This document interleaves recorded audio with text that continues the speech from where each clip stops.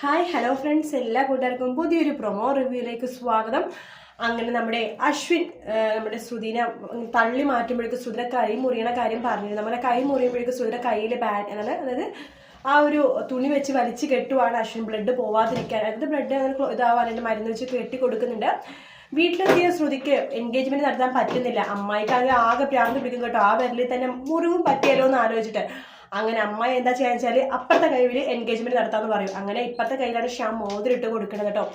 അതിനുശേഷമാണ് ശരിക്കും ഇവിടെ പ്രണയം ഇവർ മനസ്സിലാക്കുന്നത്. അശ്വിന്റെയും ശ്രുതിയുടെ മനസ്സിലുള്ള പ്രണയം ഇവർ മനസ്സിലാക്കുക കേട്ടോ. ഇവരെന്ന് വെച്ച് കഴിഞ്ഞാല് അശ്വിനാണെങ്കിൽ ശ്രുതിനെ കാണാതിരിക്കാൻ പറ്റത്തില്ല, ശ്രുതിക്കും അങ്ങനെ തന്നെയാണ്. അശ്വിനെ കാണാതിരിക്കാൻ പറ്റില്ല. എന്തെങ്കിലും ഒരു കാരണം പറഞ്ഞ് ശ്രുതിയുടെ അടുത്ത് പോകണമെന്ന് തന്നെ അശ്വിൻ തീരുമാനിക്കണം. അശ്വിനാണെങ്കിൽ സ്വഭാവമൊക്കെ മാറുമ്പോൾ നമ്മുടെ മുത്തശ്ശിയൊക്കെ പറയുന്നുണ്ട്, കുഞ്ഞിനെന്താ പെട്ടെന്ന് ഇങ്ങനെ ആയത്, ഇങ്ങനെ ആവുമെന്ന് ഒരിക്കലും വിചാരിച്ചില്ല, അവന് ഭയങ്കരമായിട്ട് മാറ്റമൊക്കെ ഉണ്ടായിരുന്നു. ശ്രുതി ഈ വീട്ടിൽ നിന്ന് പോയപ്പോൾ ഐശ്വര്യം പോയി. ശ്രുതി പോയപ്പോഴേക്കും ഈ വീട് പിന്നെയും പഴയ പോലെ തന്നെയായി എന്നൊക്കെ പറയുന്നത്. ഇപ്പം അവൻ്റെ കല്യാണക്കാരെയും പറയാൻ പോലെ അവനോട് പേടിയാവുന്നു എന്നൊക്കെ പറയുന്നുണ്ട്. അങ്ങനെ ശ്രുതിയുടെയും ശ്യാമിന്റെയും വിവാഹം എത്രയും പെട്ടെന്ന് നടത്താം, അത് നാളെ നടത്താൻ പറ്റുമെങ്കിൽ നാളെ തന്നെ നടത്താമെന്ന് അമ്മായി തീരുമാനിക്കുകയാണ്.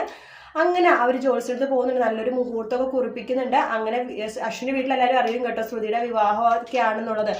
അതും കൂടി അറിയുമ്പോഴേക്കുമാണ് അശ്വിനെ കുറച്ചൊരു പ്രാന്ത് പിടിക്കുന്നത്. അതിന് അശ്വിൻ അവസ്ഥയാവും കേട്ടോ. അശ്വിനെങ്കിൽ ശ്രുതിനെ കാണാതിരിക്കാൻ പറ്റില്ല. ശ്രുതിക്ക് അങ്ങനെ തന്നെയാണ്.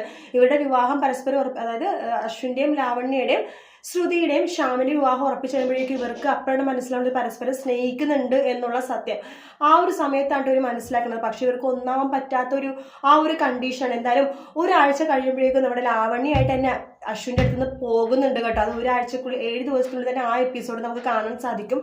ഇനി എല്ലാ സ്പീഡിലായിരിക്കും എപ്പിസോഡ് നടക്കുന്നുണ്ടാവുക കേട്ടോ. അതായത് ലാവണ്യ പോകും, അശ്വിൻ ശ്രുതിയായിട്ട് അടുക്കും, അങ്ങനത്തെ കുറച്ച് ഭാഗങ്ങളൊക്കെ തന്നെ നമ്മൾ അടുത്ത ആഴ്ച കഴിയുമ്പോഴേക്കും ഭയങ്കര ഇൻട്രസ്റ്റിംഗ് ആയിട്ടുള്ള ഭാഗങ്ങളായിട്ട് സംഭവിക്കാൻ പോകുന്നത്.